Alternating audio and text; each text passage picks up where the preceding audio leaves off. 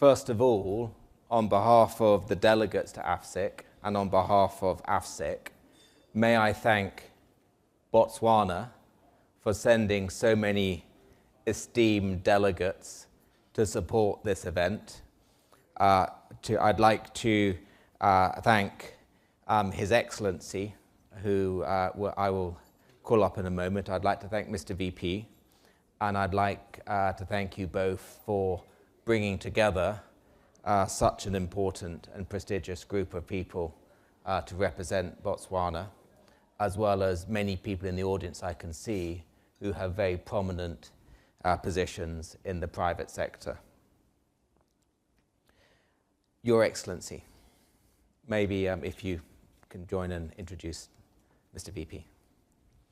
Thank you.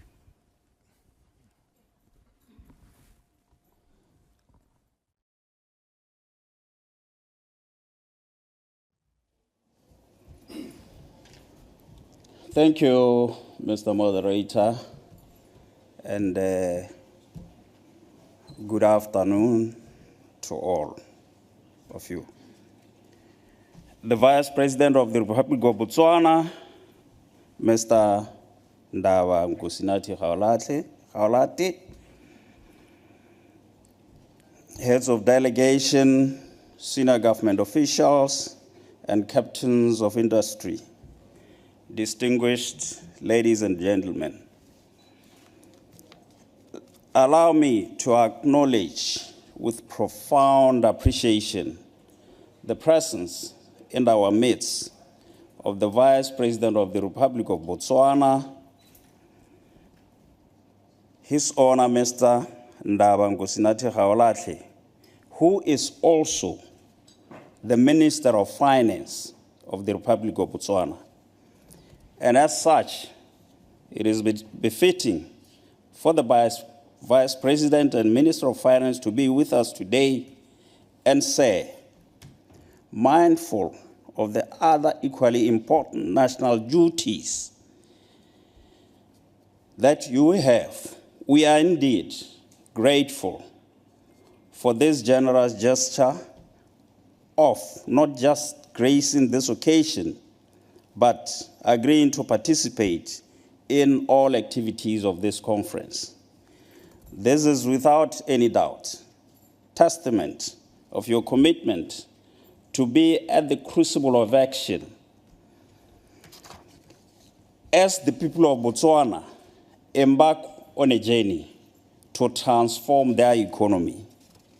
Distinguished delegates, as a country, the Republic of Botswana is at a crossroad of economic transformation, which is underpinned by Botswana Economic Transformation Program, BETP, which has been adopted by the current government since coming to power in October 2024. And the key tenets of this new economic transformation program include among others, prioritizing sectors such as agriculture, digitalization, infrastructure, green energy sphere, sustainable tourism, mining, and indeed manufacturing. Furthermore, economic labs have been established in the country to leverage this economic transformation program. The shift of paradigm in Botswana economic development trajectory has in this regard presented an imperative for the government to become resolute in fully engaging our development partners, yourself included. Hence, the presence of His Honor, the Vice President, to help us in collectively working towards that objective. And as such, I implore all of us to engage with the Vice President and his delegation to explore the myriad of investment and business opportunities which remain untapped in the Republic of Botswana, particularly in the natural resources sector, an area where our country is abundantly endowed. As the country embarks on this rigorous journey, our overall economic transformation, the government has identified diversification and beneficiation of natural resources wealth as key enablers towards achieving the overall goal of transforming our economy. The government envisions diversification of our entire economy, including diversification within the mineral sector, as tools to obviate the challenges of over-reliance on one commodity, which is diamonds. In this regard, the Republic of Botswana, through the Vice President who's present here with us, is here to say Botswana is ready for business, and you are most welcome to partner with us. And finally, please make time to peruse the AFSIC deal book, Botswana section in particular, to explore potential business opportunities in our country.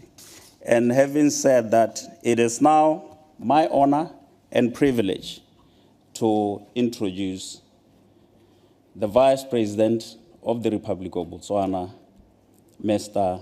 Ndaba Nkosinati Kgaoletle. Mr. Vice President.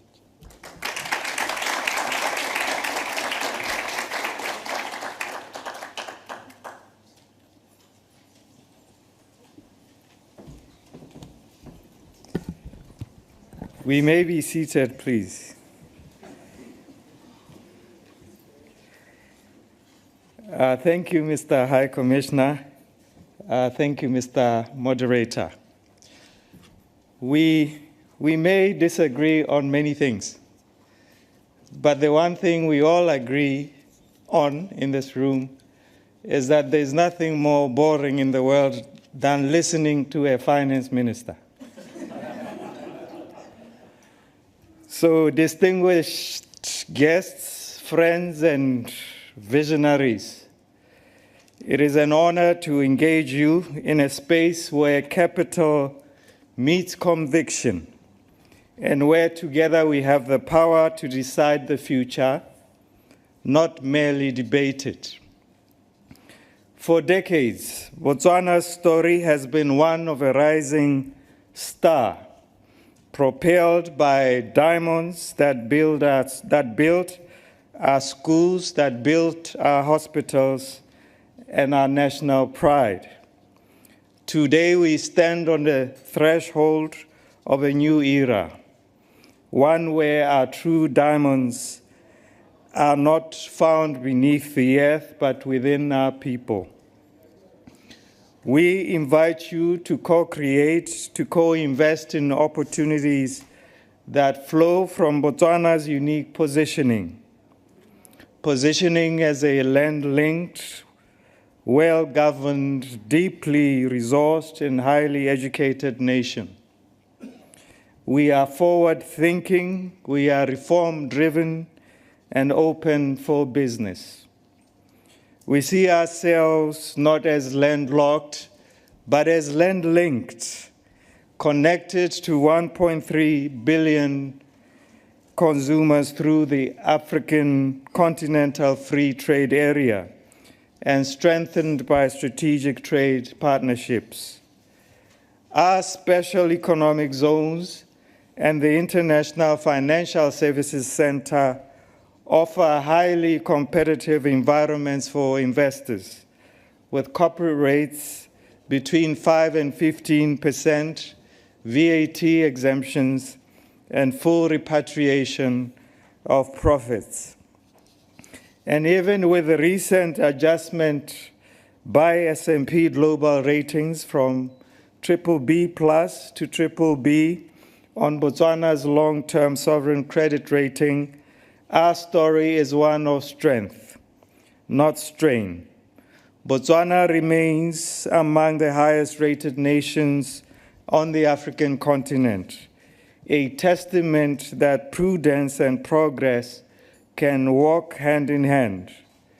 We remain anchored by strong institutions, prudent resource management, democratic stability, and one of the lowest debt levels on the continent.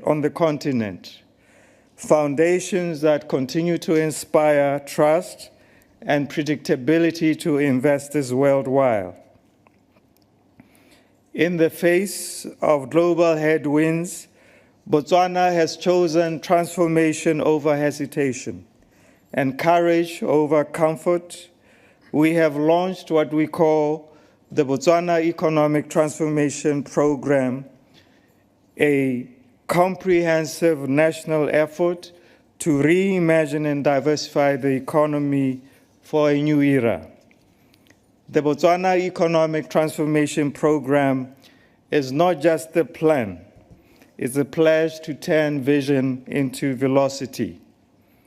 Anchored on our true north, a digitally enabled, export-driven, and economically diversified high-income economy, it charts a clear, achievable path where every citizen is employed, empowered, and fulfilled. Friends, economic transformation is not a miracle, it's a choice. A nation must choose between nostalgia or newness, between waiting for the tide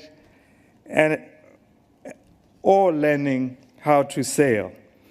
The BETP is our choice, our blueprint for reform, our blueprint for innovation and inclusive growth. In recent months, we convened a national transformation laboratories, bringing together entrepreneurs, investors, policymakers, and development partners. What emerged was nothing short of extraordinary. The hum of creativity, the courage of new ideas, and the unmistakable heartbeat of a nation ready to rise. What began as consultation evolved into a national movement, a symphony of public ambition and private innovation. From these labs came concrete projects and proposed legislative amendments required to reshape Botswana's economic landscape. We made a global, regional, and local call for ideas.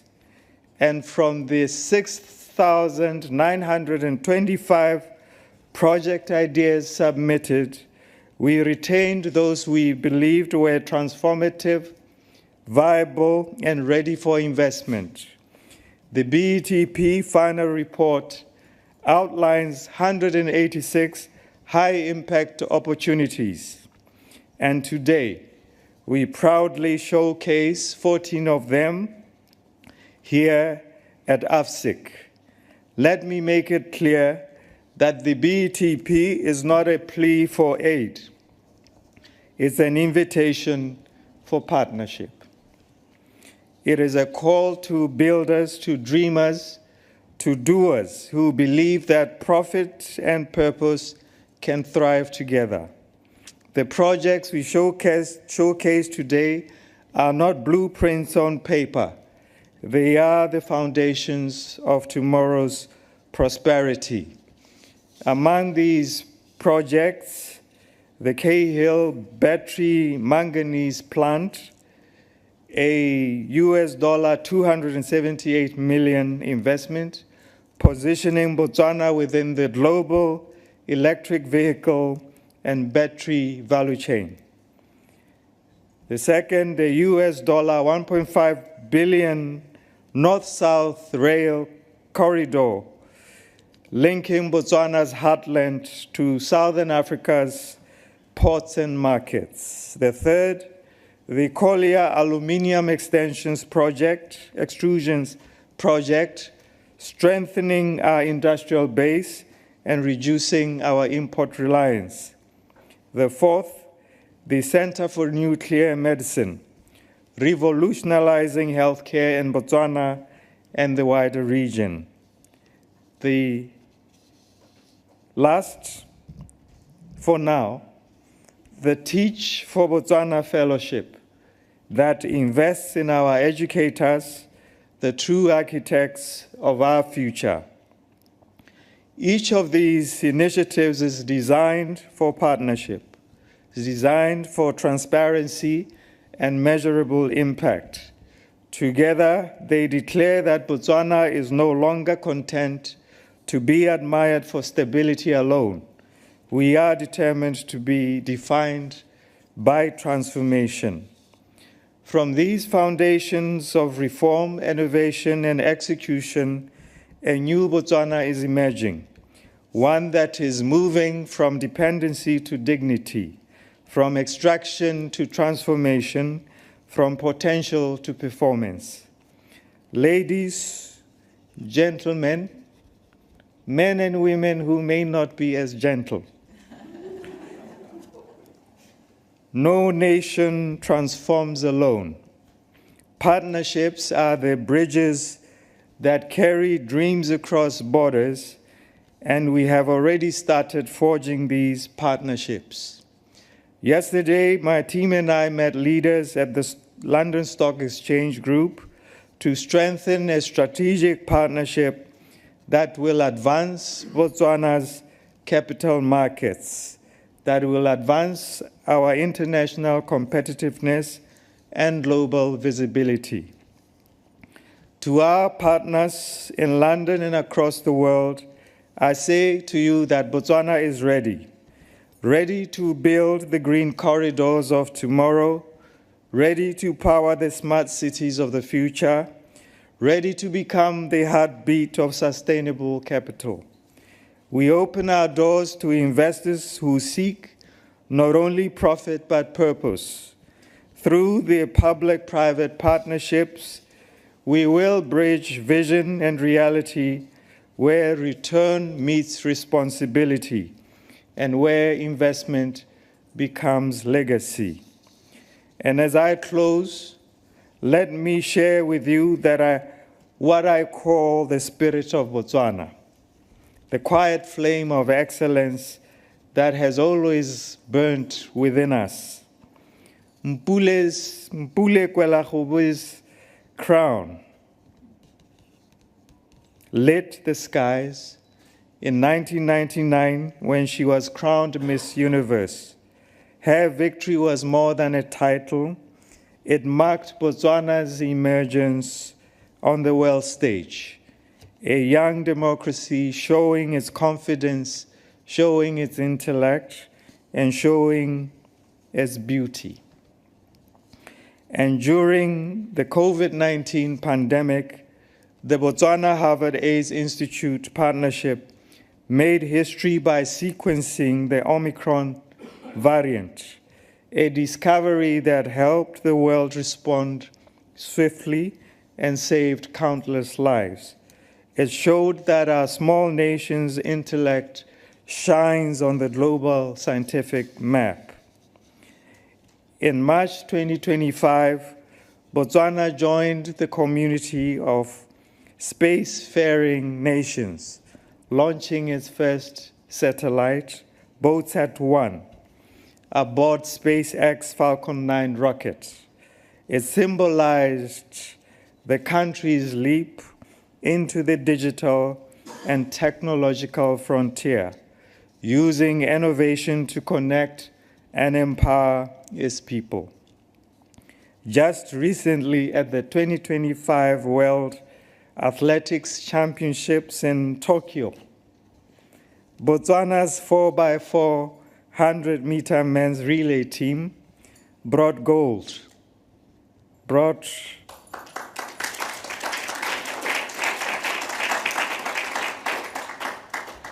I was wondering when an applause would come. A victory that united a nation and reaffirmed Botswana's place among the best in global sport. I used to run 100 meters myself.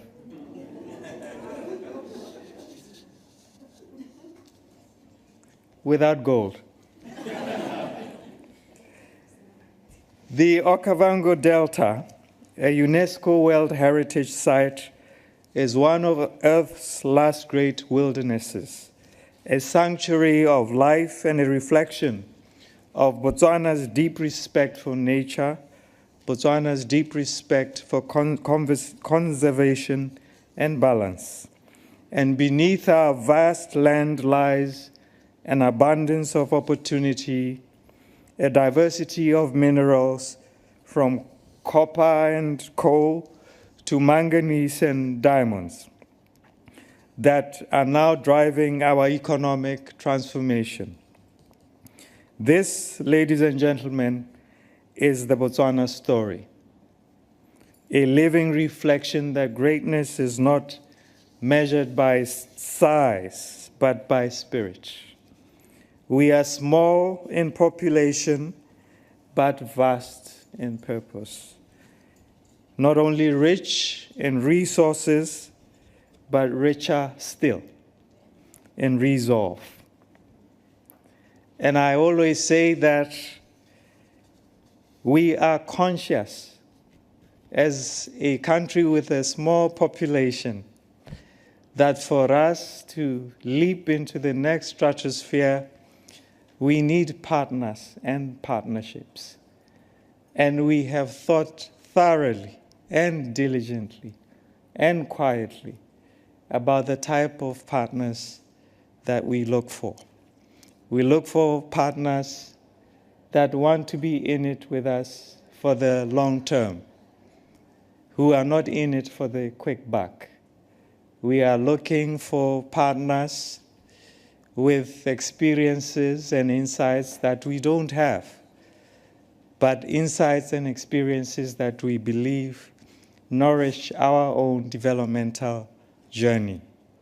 We are looking for partners, and this one is a little embarrassing. We are looking for partners that have deep pockets. And finally, we are looking for partners that want to be associated with our narrative and who we are, who want to be associated with our beautiful golden sunrises and our beautiful golden sunsets, who want to be associated with our egret birds and our gray-headed heron birds, who want to be associated with our savanna lands and baobab trees, who want to be associated with our giraffes and our lions and our antelopes and our elephants, who want to be associated with our poems and our songs and our dances, who want to be associated with the way we walk, the way we strut the streets, who want to be associated with our warmth and our laugh and our humor, who want to be associated with our blue skies and our sunshine, who want to be associated with our hopes and our belief, who want to be associated with our beauty, a truly beautiful people, a truly beautiful nation.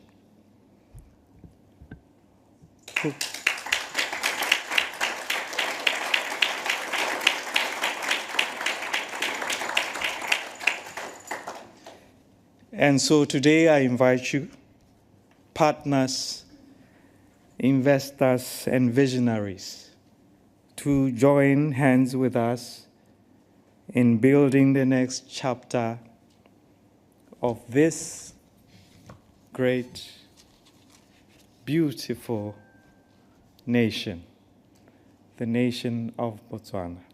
Thank you.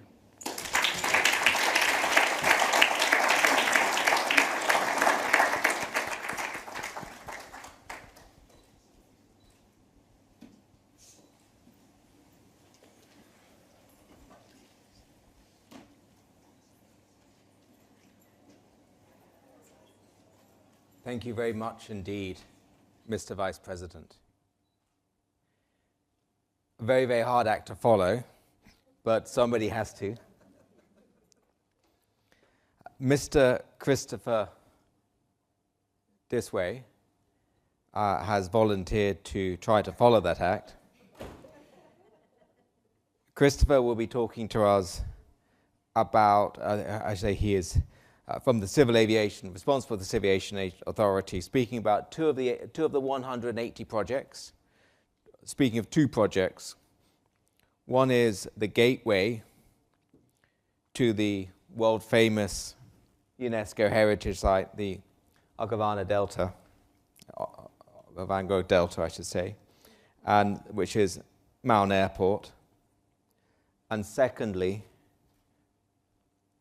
perhaps less spectacularly, but still very, very important, is the secure cargo facility at the international airport at Gaborone, and very, very important in our broader economic system.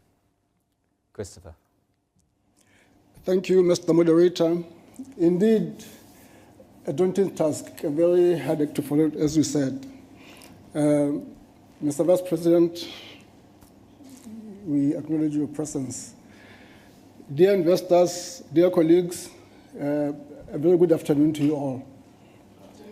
Yes, I will be speaking to you for a very short while, just to give you an overview of these two projects. Indeed, the Vice President mentioned that we are land-linked. And land-linked means we do need infrastructure to facilitate those linkages. And these two projects, the first one being the Maun International Airport. Maun is the gateway to the Okavango Delta, the UNESCO heritage site, as alluded to by the Vice President. Currently in Maun, we have a very small airport which is not able to facilitate access by wide-bodied aircraft. Your jumbo jets, as we normally refer to them. And therefore, there is limitation in terms of facilitating access to this area of the country. We have small aircraft that land at the airport. We have currently in the process of undertaking a feasibility study for the development of this infrastructure. I think the report should be ready in the next month or two. So we are at the tail end of the project in terms of feasibility study. We have gone through the preliminary lab sessions as per the VP's allusion. This project has been synthesized, distilled, and we believe that an investment in the tune of $189 million over a 5-year period. The 5-year period entails the design and the build. So if we start in 2026, by 2031, we should be starting to earn revenues from that particular investment. We are looking for an airport. Obviously, the infrastructure is a greenfield. All the building blocks of an airport, being the airside, the runways, the movement areas, a terminal building, port health facilities, immigration facilities, etc., the whole value chain. The airport, as envisaged, will be a smart airport, fully digitized, using green energy as much as possible, and obviously themed around the location being the tourism and the Maun and the Delta. So that is the design concept still in our mind. Obviously, when we do brief the designers, ultimately, we'll be able to unpack that fully. The second project, at an estimated $15 to $20 million is a cargo facility at our international airport in Gaborone, the Seswazahama International Airport. Currently, we have a small cargo terminal of about 2,000 square meters with only 66 square meters of cold storage facilities. Obviously, as we aim to expand and develop our country as an aviation hub, as a transport hub, as a logistics hub, it's important that we also in tandem have facilities that can accommodate those kind of facilities. So the cargo facility, we're looking for 30,000 or 3,000 square meter expansion with cold storage facilities. We're looking at least being able to carry, the market is estimated at about 30,000 metric tons per annum in terms of untapped potential. So currently we are doing less than 8 per annum. So you can see the delta in terms of the gap. The facility will have state-of-the-art cold storage facilities, cold chain facilities, plus general aviation. Obviously, the bulk will be the general aviation. Sasotokama International Airport, to the south of it is the special economic zone, which will have logistics facilities for our freight forwarders. So these are two investment opportunities that we're looking to U.S. partners to engage in. Thank you.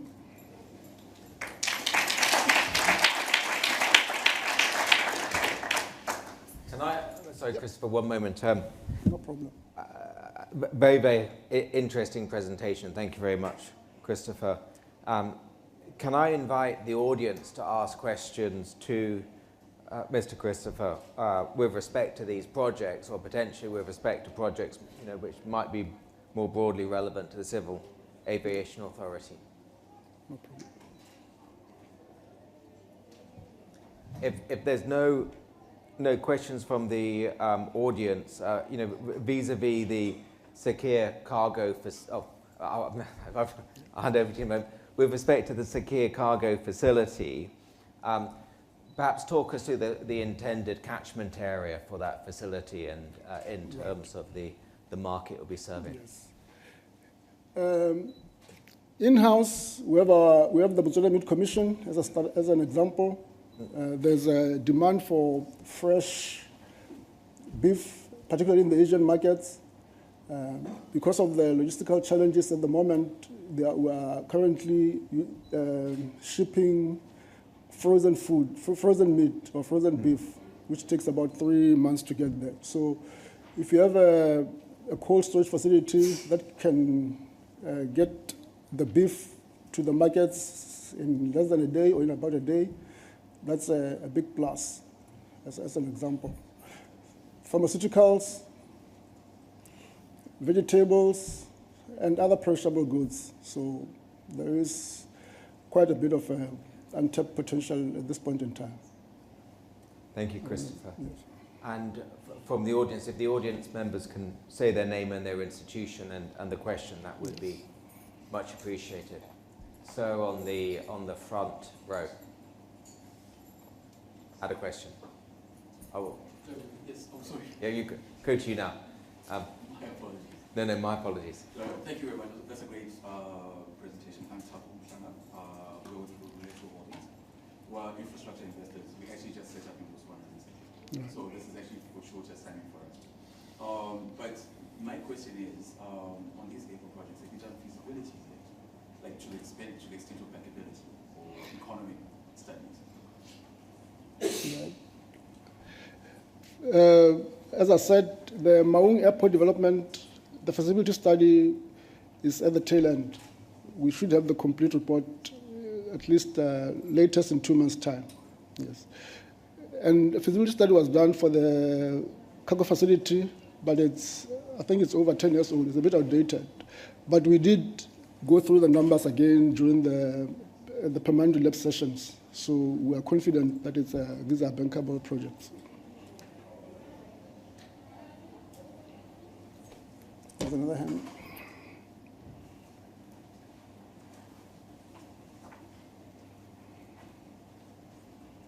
Thank you. Zainab Tabtawi, I'm representing Bank of Africa, CEO of Bank of Africa, Middle East and Asia, based in Dubai. I represent a bank, Moroccan bank, and the Pan-African Group. Thank you for the presentation, very interesting presentation. And I see that the pipeline of project really healthy and very interesting. I was interested to know Botswana. Of course, it's a great nation, but it's small in size. I wanted to know this, the scale of the project, and this is to serve, of course, to modernize the market and to work on the infrastructure of the country. But what this will service, is it only the local market, or you operate in the sub-region and you service other markets in the region? So just in terms of how you operate with other markets in Africa. Thank you. Thank you for the question. I think if you're listening attentively to the VP, he said we are land linked to 850 million population. So the objective is not just to serve the local market, it's to serve the whole region, at least the SADC region, and further afield into Africa.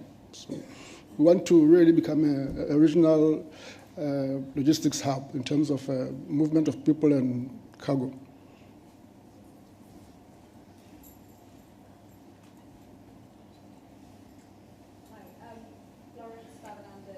From Launch Africa Ventures. We're an early stage Pan-African VC fund. Incredible to see this pipeline of infrastructure. And you talk about becoming a regional logistics hub. I'm wondering, where does tech come into that and ensuring the efficient and the future of the innovation here? Tech. Tech. Yes. The Maung Airport, as I said, we're looking for really a state-of-the-art smart airport.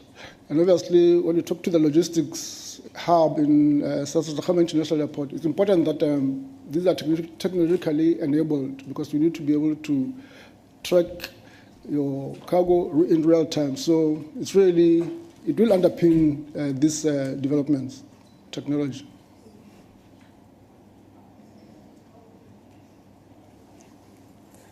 Hands. One more question, I think.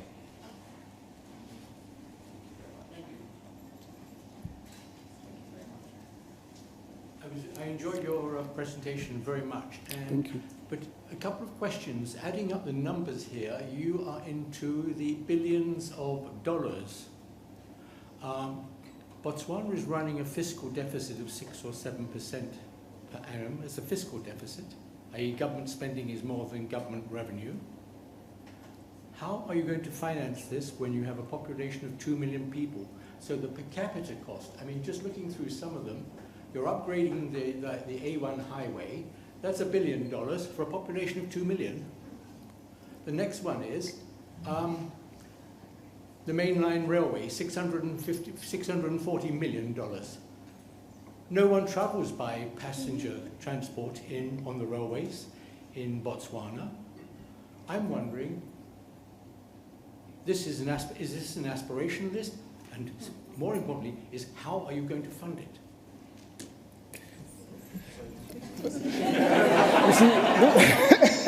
It calls for the big guns. Yeah. Thank you very much.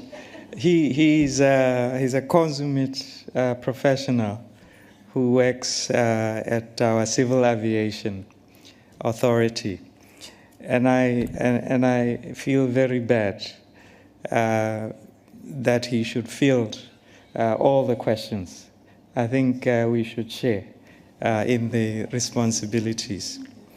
I think the first thing to share, I did indicate that as a country, one of the things that we are very conscious of is that we have a small population, and that we would never be able to leap to the next stratosphere without partnership with the rest of the world.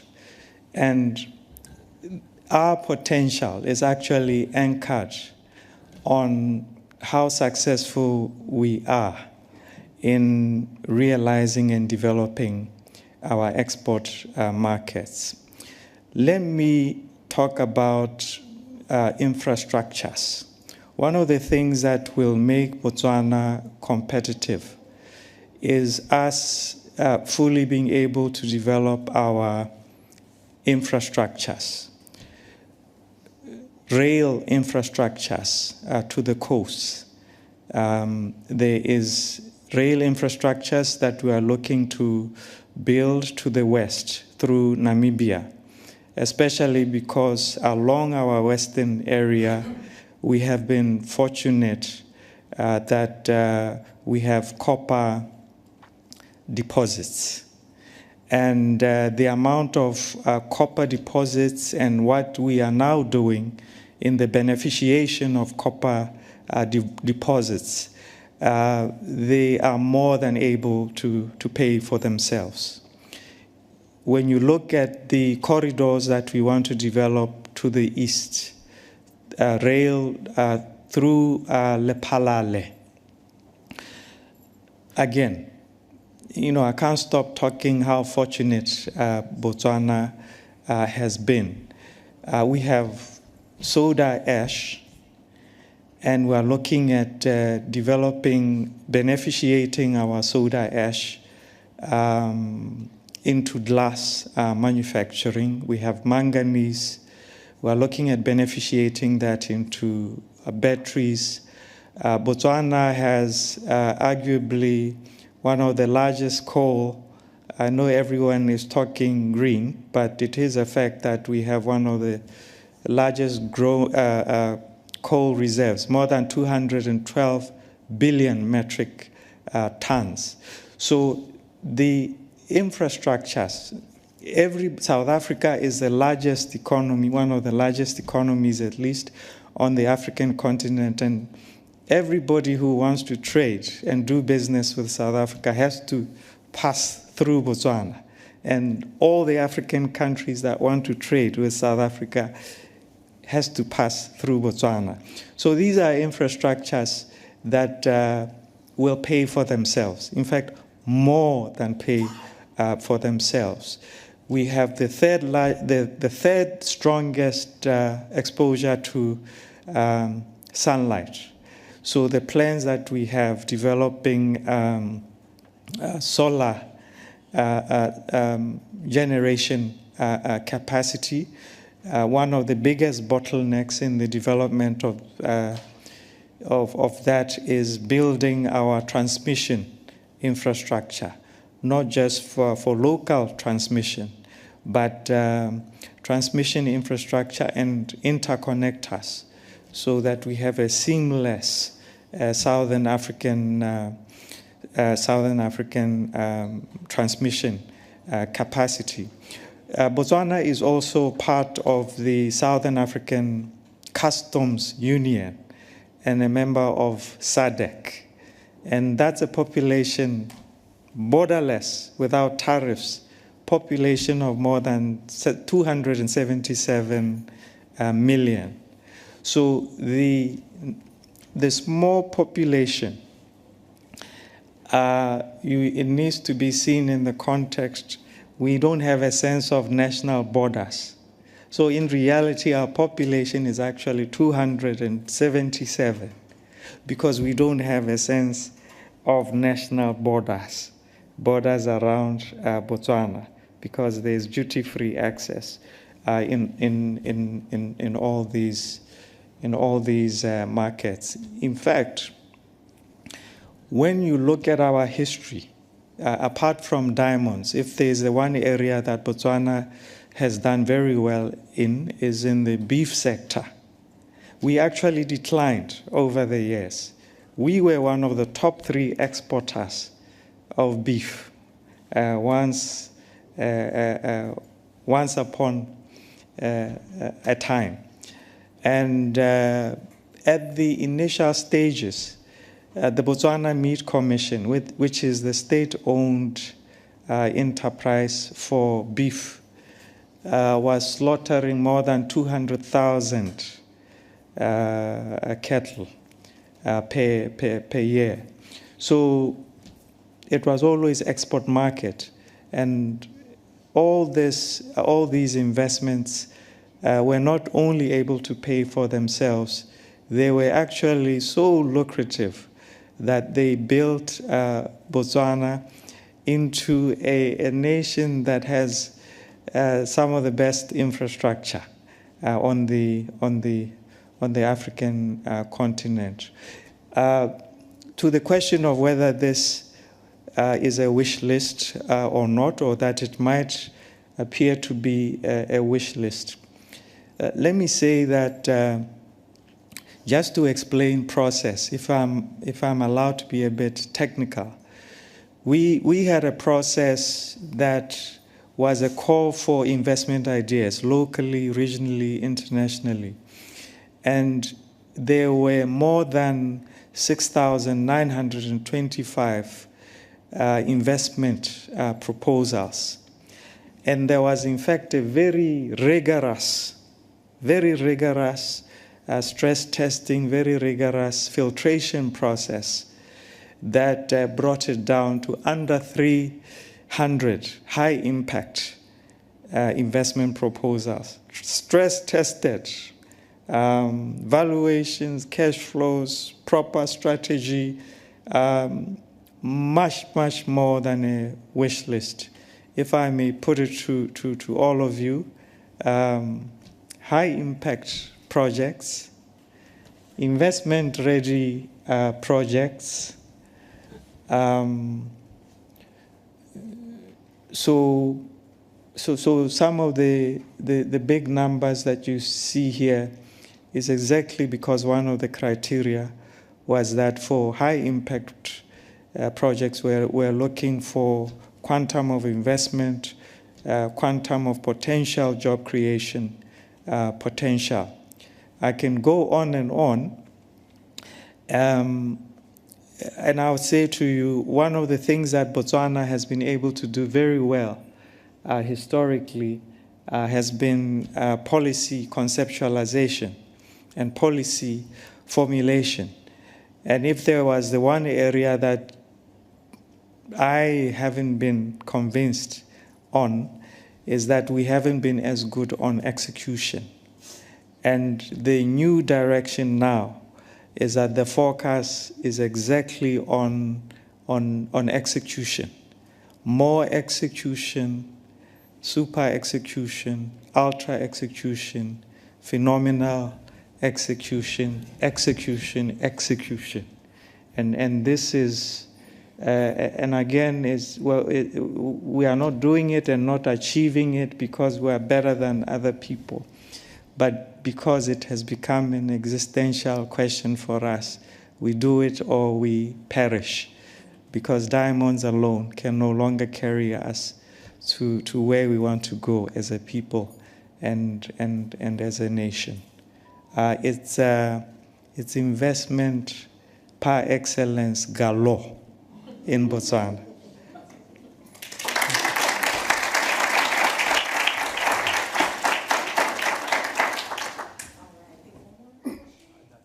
We should go onto the panel. No more questions. No, we're going to go onto the panel. Thank you very much indeed, Mr. Vice President. Thank you very much indeed, Mr. Christopher. It's my great pleasure and my great honor to introduce our panelists this morning, and this afternoon, I should say, in no particular order. Mr. Alpa Monyatsi, I should say, who is CEO of the Botswana Stock Exchange. Get out your way. Ms. Lebo Kote, who is Director of International Business of the Botswana Investment and Trade Center. Finally, Ms. Naledi Madala, who's Senior Policy Advisor to the Minister of Finance.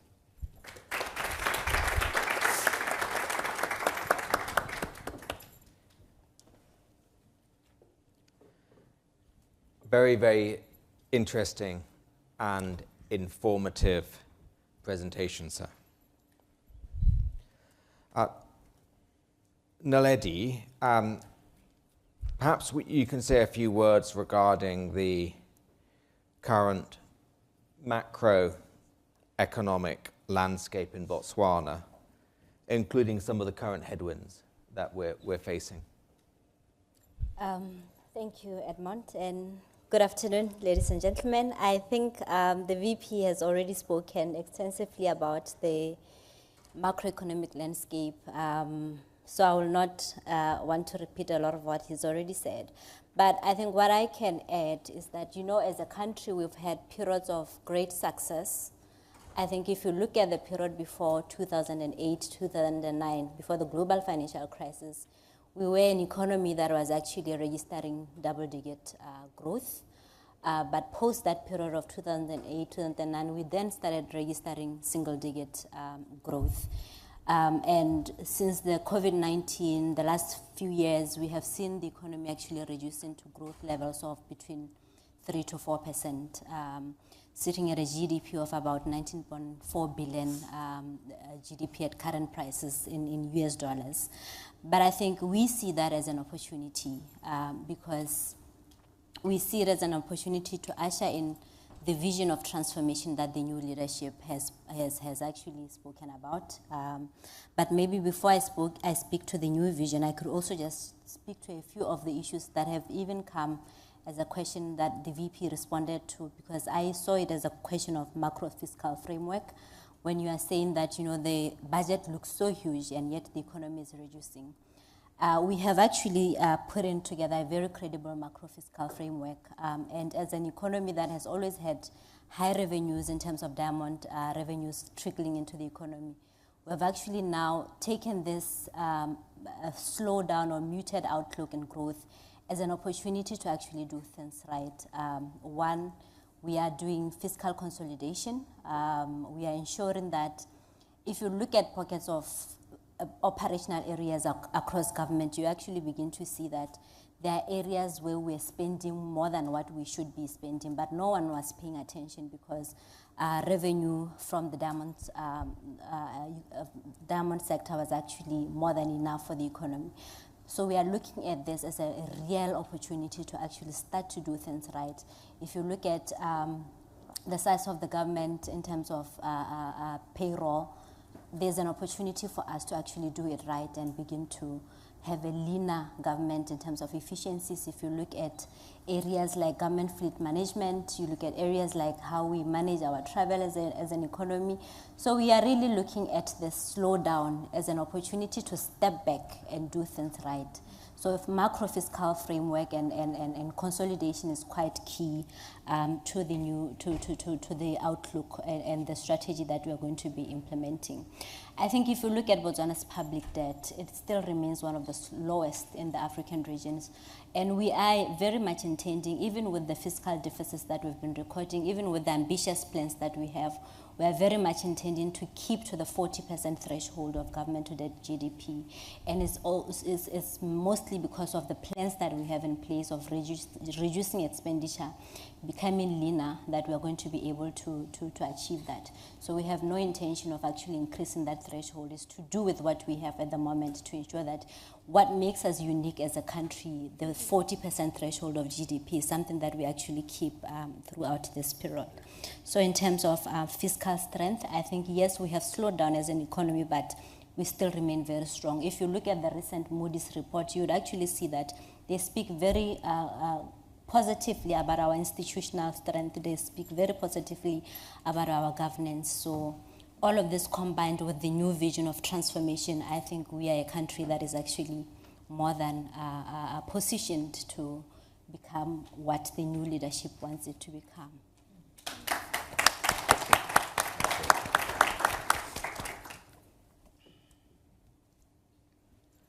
And elaborate, if we're thinking about the very competitive global economy that we live in nowadays, I think it's fair to say that it is as competitive for countries as it is for companies.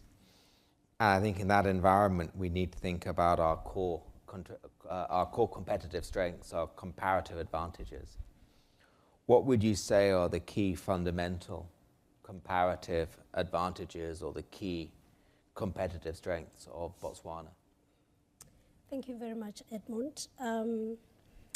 I don't know where to start after the VP's presentation and him taking the podium and answer to the questions. But I still regard our country a very good financial services jurisdiction, high credit ratings, as Naledi has alluded to the Moody's ratings. We are a very stable democratic nation. We've seen the transitioning of the new government, smooth transitioning from the 5 decades of the other government. We are very competitive in the sense that we subscribe rather to international standards. When you look at our financial services framework, we subscribe to entities such as the OECD, FHTP, BEPS, and I believe that the credit ratings and then the scoring of these international standards are high. We comply as a nation, as a financial jurisdiction, because we want to be positioned as a financial services hub. And then the other thing is adherence to global standards when we talk about international organizations and subscription complying to them. The new regime, the new government, or the Minister of Finance has seen it fit to rather look at incentivizing and revitalizing especially the financial services, the special economic zones, and looking broader beyond those to all sectorial or investment sectors. There's a lot that we can talk about, but he has alluded to a lot. We're sitting here with one of the largest African Stock Exchange CEO. We are, I think, 5th OPA, if not, yeah. The third largest by market cap. By market capitalization, so thank you.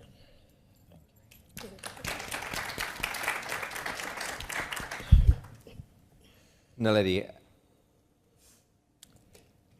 what additional comments? I think we spoke about some certain sectors and themes which Mr. Vice President alluded to as being the key targets for the diversification. Is there additional comments you'd like to make on that diversification agenda? Yeah, I think the word transformation is a word that you will be hearing a lot from Botswana. Basically because of what the VP has already spoken about, the Botswana Economic Transformation Program.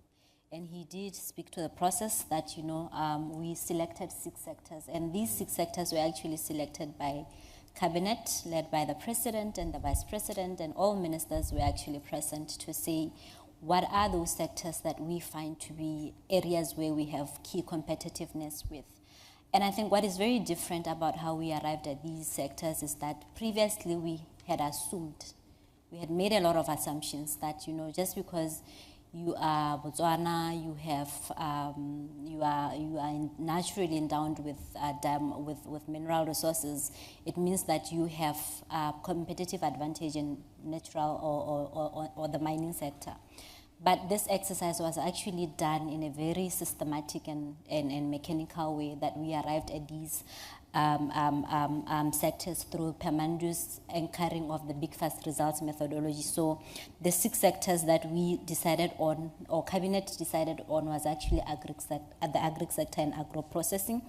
And I think this, as Africans and as people from the region that so much is going to be one of the largest regions in terms of population, the concept of having agri as one of your focus areas as a nation is something that we are absolutely supposed to be focusing on. We need to be able to feed ourselves. So agri sector is one of the sectors that we are focusing on. And I must add, and I think the VP had already also spoken about this, that parallel to the lab process, one of the things that we focused on was also to ensure that these 186 projects are actually pathfinders to other projects, meaning that if Project X, which is, say, for example, a project that is going to be producing moringa, the ecosystem using cooperatives, has been selected as one of the projects. It becomes a pathfinder in the sense that any other projects of the same nature that is going to, in the future, someone is going to want to do the same thing, should not encounter the same challenges that this project has encountered. So in order to be able to be successful in that, what we did was to look at all the legislative amendments that need to be done by Parliament in order to support these kind of projects. So we really look at these 186 projects as pathfinders. So it's the agri sector, as the tourism sector, and I think towards the end of the VP's speech, he did speak about how beautiful the Okavango Delta is, and we really reflected and realized that we have not been capturing this natural resource that we have to the extent that we should have been doing. So the tourism sector is one of those that we've had in the lab, and we have mega-sized projects in that sector.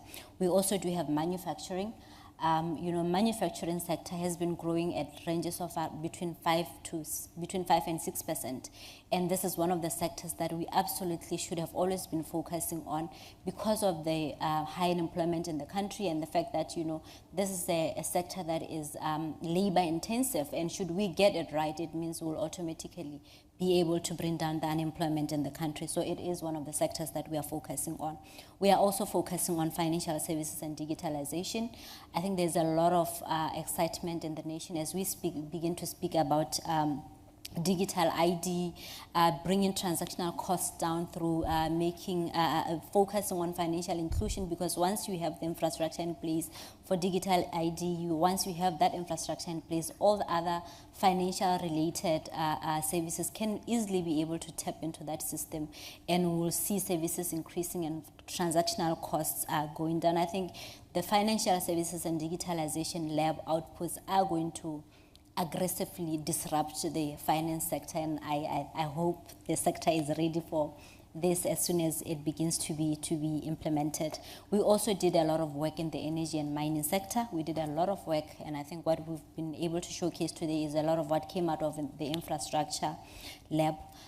Parallel to the 6 economic sectors that we looked at, we also focus on 3 social sectors, because you could be growing aggressively as an economy as we intend to do, but if your people are not educated, if your health is not in the right space, so the health sector and the education and the social protection sectors were the sectors that complemented the 6 economic sectors that we selected.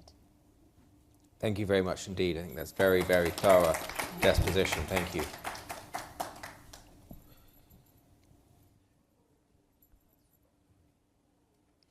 Opa, I think over to you.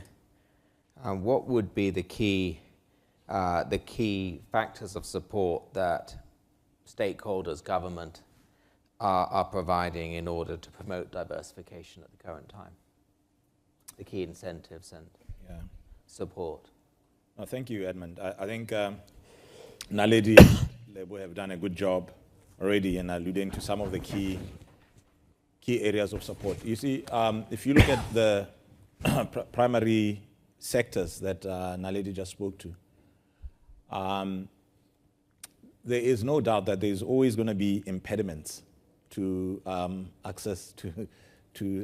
Wasn't sure whether you're giving me a sign or. No, please. Oh, okay, sorry. All right. So excuse me. Just trying to do the face reading thing. Sorry. But it's important to understand that Lebo spoke about the special economic zone area. If you look at how strategically we have articulated the special economic zones across the country, they were led by business opportunities across various industries. For instance, in Lubatse, which is where the Botswana Meat Commission is headquartered, we have the beneficiation of the outputs of the beef industry, the leather pack that's coming out of there. That actually feeds into manufacturing based on the outputs of beef. You look at areas close to Suapan, where we have fly ash, soda, and all the other things that you can beneficiate in the manufacturing of glass, pharmaceuticals, and other areas. They become very strategic, and that's a special economic zone. You look at where we have the Okavango Basin, where we have lots amount of water, and potential for renewable energy through the sun. And that's where commercial mechanized agriculture, like grain production, is actually coming out from special economic zones. What does it really mean when you are in a special economic zone? It means that, firstly, you have tax incentives that range from 0% over a period to up to 10 to 15% based on the business case in that regard. It talks to fast tracking of land allocation, work permits, and any other facilitation, especially bulk infrastructure like water and electricity that is needed for you to start that process. So all these infrastructures, as the Vice President said earlier, are meant to take those barriers for entries into those sectors to participate and make it a lot easier across that. From a capital markets point of view, we had an advanced stage of launching what we call the Motheo, the National SME Fund. And that's very important because what we're doing is that we're providing a way of really mobilizing capital, both domestically and internationally, pointed to these priority sectors. But also, for startup capital, providing a very curated exit framework through our small cap exchange that allows for people to get multiples in terms of what they've invested in those sectors, and with a very good exit plan that's predictable, that's safe, and that complies with global standards. So there are a lot of things to do that. But my position has always been, as a country, we can do all the things that we believe are the right things to facilitate capital and investments, both domestically and internationally. But nothing beats co-creation, because we don't want to have off-the-shelf policies that says take it or take the walk. We want to invite folks that come in to say, listen, you have this baseline to facilitate, but these are areas of improvement, and we can work together to ensure that capital comes in. So this is not an exercise that says we already have it figured out. But if we are all in this thing together to diversify and there are priority sectors, we can all co-create what it takes for us to then have and intensify the investment in those specific sectors or industries. Thank you, Edmund. No, thank you, Alpha. And anything else? Other, you mentioned the very, very important SME scheme, which I think we've all got. Obviously, even Verdant is hoping to participate in that to some extent as well. Is there anything else from a capital markets initiative that you'd like to mention?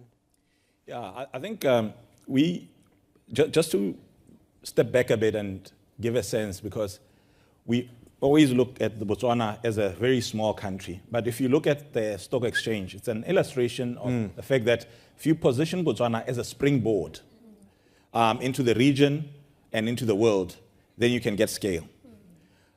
Given the size of our population, just 2.5 million, but we actually operate in the third largest capital markets exchange in Africa, second only to Johannesburg Stock Exchange and the Casablanca Stock Exchange. And that is because we've actually synchronized and harmonized our exchange to allow for dual listings and international entities to be headquartered out of Botswana. Why Botswana? Botswana obviously has the strong institutions, as we've spoken about. It's the only country in Africa without any exchange control regulations. If you invest there and you make capital and profit there, you can commute it, repatriate it 100%. And if you headquarter in Botswana, we are part of the World Trade Center through and an IFSC registered entity, and therefore you can actually get the benefit of the double tax agreement for operations across the continent. That can actually optimize your tax to the effect of around 15% corporate tax. All these incentives position the capital markets as a unique place for you to enter into that. I'm quite glad to see Mr. Tseole here, who did a great job in establishing the baseline and the harmonization of some rules to set us up to where we are. The Vice President spoke about our very good meeting with the London Stock Exchange yesterday. What that means is that the pool of capital, if we list an asset on the Botswana Stock Exchange going forward, someone sitting in London is able to participate directly there. What it also means is that when you decide and you have an entity on the London Stock Exchange and you want to dual list, the harmonization of rules and regulations is such that you don't have to go through the hurdle rates of listing, and you are almost as if you are regulated by a single Capital Markets Authority because of the harmonization of the rules. We have in the region the Secretariat of the Committee for SADC, Southern African Stock Exchanges. This gives us access to 390 million retail investors in that region. And at the back of what we are also creating, which is quite interesting and exciting, is the Botswana Mercantile Exchange, which will be the region's first regional commodities exchange, listing commodities from our neighboring countries because of our strong macro fundamentals. And all of a sudden, you are starting to see Botswana not limited by its population, but blessed by its geographic disposition and its strong macroeconomic fundamentals to host products and services for the adjacent markets. And that is the Botswana that we are creating right now and inviting partners to work with us on that journey. Thank you.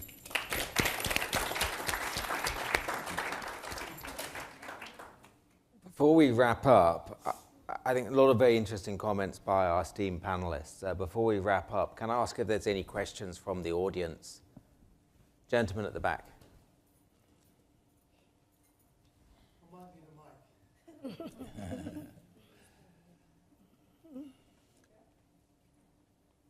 Thank you very much. Thank you, Honourable Vice President. Mine is a little bit of a controversial one.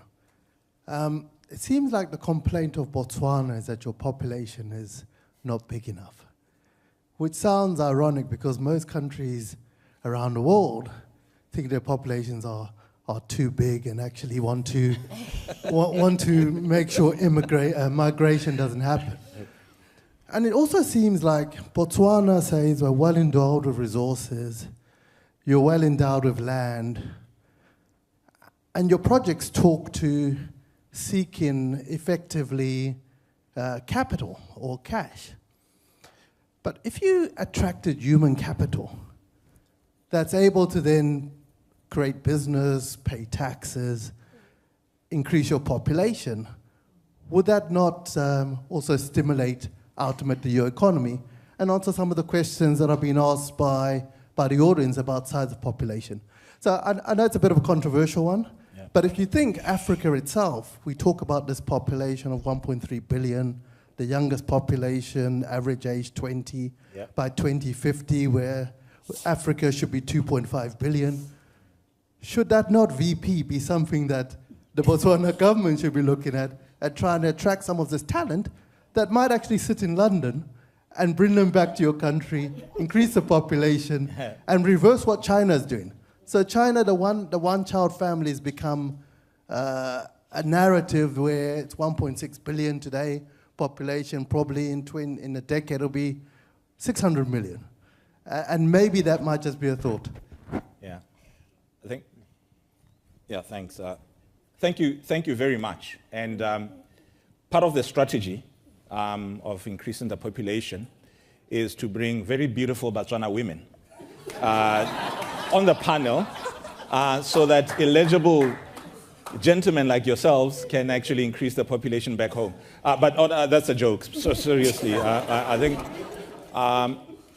but on a much serious note, I think the Vice President spoke about it earlier to say we are an open economy. We are an open economy in the sense that if you are an investor and you have, he spoke about the second point on the partnerships we want, and they don't only apply to institutions, they also apply to individuals. You have to be in it for the long haul, right? If you truly want to be a Botswana and be there.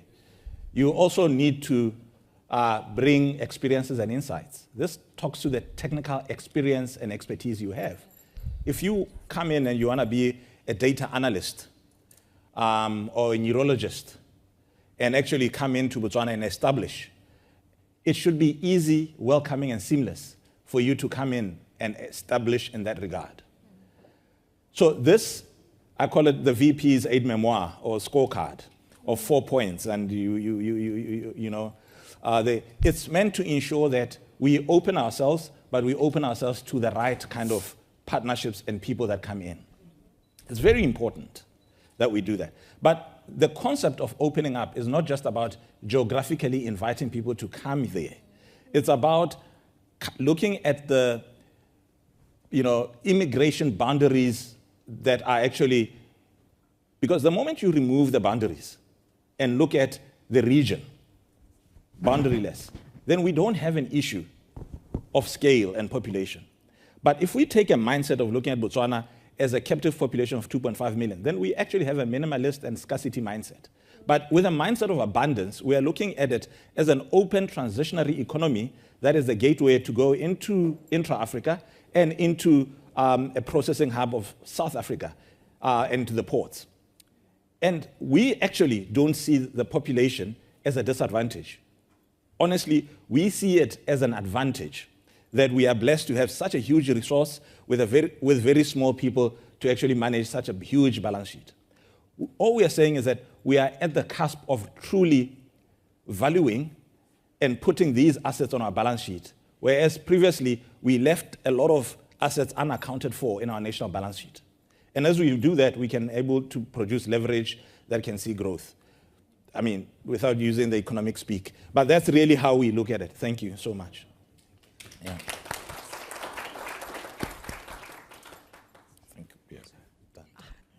Quick fire to finish. Oh, sorry. One more question. Hi. Sasha Lightborn. I am the Managing Director of Cygnus Horizon. We are an aviation and aerospace innovation firm. Nice to see you. So I appreciate the vision a lot. I especially appreciate the vision for aviation. I recently wrote an article entitled The African Aviation Renaissance. All of the major aviation powerhouses across the world, Boeing, I recently came from there, Airbus, ICAO, EASA, IATA, they all are envisioning Africa to be #3 in terms of aviation growth in the entire world. So that's behind China, that's behind Asia, primarily led by India and China. #2 is the Middle East, and again, #3 is Africa, global aviation growth. Africa is going to double in the next 15 to 20 years in terms of passenger growth. You guys have very ambitious goals. I am curious to know what you believe is going to be the greatest needs in terms of the partnerships and also the greatest struggles in terms of bringing that ambitious vision to fruition.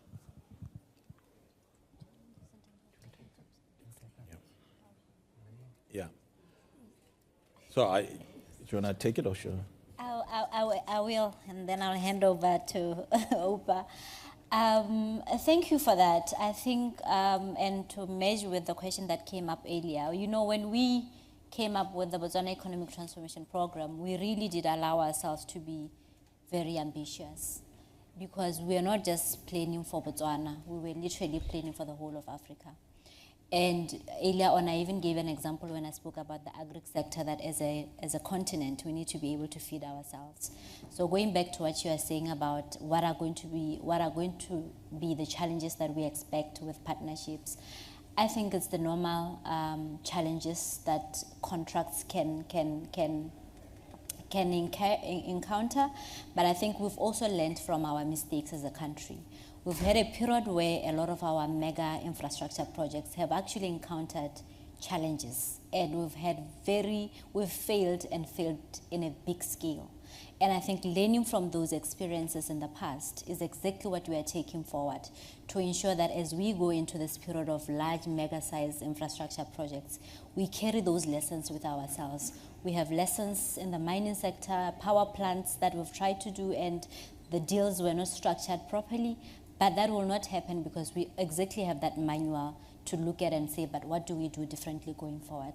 So I think in terms of the challenges, something that we've anticipated, and one of the things that we are immediately doing is to strengthen our PPP legislation to ensure that all of these, as we craft them, they have a path that they are following, and it's very clear in terms of what we are doing. In terms of I think it was the challenges and what? Yeah, I think you've covered them. Okay. And I think we can pick it up after this, specifically for aviation with Chris and them. Yeah, thank you. So, quick fire to finish. Lebo. Yeah. 3 reasons Botswana remains a compelling investment destination? 20 seconds on the clock. The beautiful fauna. The Vice President spoke about the people, the love, the sunshine. Over and above that, the economic framework. AUPA spoke to no foreign exchange controls. But look at this. If we unpack our IFSC, we have exemption of the withholding tax, exemption on the capital gains. So that positions us automatically as a financial services hub. Thank you.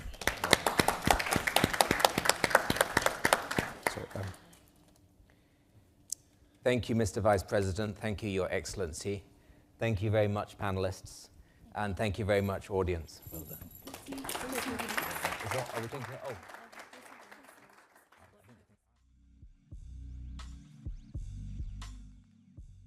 Remarks from the chairman of the stock exchange. Yeah. Thank you so Sorry much. for.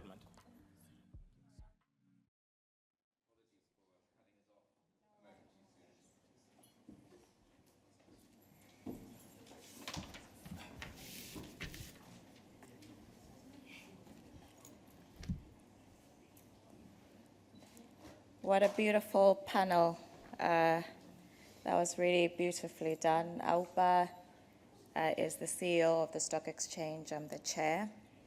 My name is Nell. It says there that I'm the managing director of Generali. I work for Generali, which is one of the biggest insurance companies in Europe and one of the biggest asset managers in the world. As I say, I'm the managing director responsible for about $800 billion of assets. But today, as I said, I'm here as a Motswana who loves Botswana and is serving Botswana in my capacity as the chair of the stock exchange. So I'm tasked with saying thank you. So the VP, the High Commissioner to the UK, distinguished project promoters, our moderator and panel, investors, partners, and colleagues, ladies and gentlemen. As we close the Botswana deal room today, at this AFSIC 2025 in London, under the banner Mobilising Global Capital for Africa's Most Stable Economy, allow me to begin with saying thank you again. Thank you for the candor, the conviction, and the seriousness of our purpose, the purpose that you've brought into this room today. Today proved something simple and powerful. Global capital seeks certainty, integrity, and opportunity. And Botswana offers all three. Stability, in our case, is not a slogan, it's a way of life. It anchors our governance, our credibility, our adaptability, and it is why investors can commit patient, long-term capital to our country. We are grateful for the welcome by His Excellency, which is really beautiful, as usual, a clear introduction and articulation of why Botswana is the place that you should invest in by the VP. My thanks as well to our moderator again and to the panel, Ms. Madala, Mr. Munyatsi, and Malebohe Kote for translating ambition into concrete pathways for collaboration. At the LSE forum, I spoke at the LSE earlier this year. I spoke about the global equation. I had attended a CIO conference, which I'm invited to lots of them, And one of the top investors in the world, one of the big private equity firms, said, America innovates, Asia imitates, and Europe regulates. And I asked a question, where is Africa in the equation? Our answer then and now is still very clear. We are the equation. We're not charity, we are clarity on governance, on data, and on delivery. Because we know that capital does not flow into stories, it flows into certainty. And I can say that as an investor, capital flows into certainty. Here is the clarity that Botswana offers. Number one, a stable, rule-based environment where investments are de-risked. Number two, a capital market bridge in the stock exchange connecting global pools of capital with bankable local opportunities in close partnership with the government, with the global market infrastructure, including the London Stock Exchange Group. My team and I, we are transforming the BSE to be the premium capital raising hub of Africa. Hear it from me, remember it today. We're going to be the premier capital raising hub of Africa. Sustainable instruments and a work underway towards the BMX, the Botswana Mercantile Exchange, to create secondary market for conservation assets. This deal room was never meant to be a catalog. Somebody asked the question to the VP earlier, and in Italy, they call it, I've said it before, aria fritta, which means frying air. This deal room and the projects that were presented today, they were not meant to be frying air. As Memadala explained earlier in the VP, we went through, a rigorous process to make sure that we whittled it down to projects that are truly investable, investor-ready, where you can trust that you will get your money back. When I invest money, I always say to my team, can I get my money back? And what I say to you is that with these projects, you will get your money back. So I just wanted to thank you today. Allow me to say thank you very much as we step out of this hall today. Bring your diligence as you engage with the projects. Our teams will match your rigor. We will create fast, professional engagements because we are ready to lead, as we say. Structure with us. Use the BSE to list, to syndicate, and to scale, especially sustainability-linked instruments that match returns with real-world impact.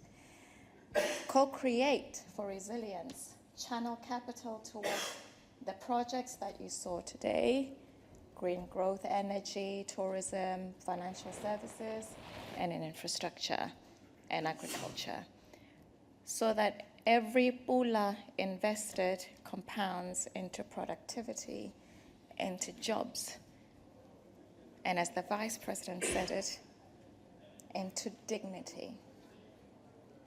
Thank you very much, everyone. And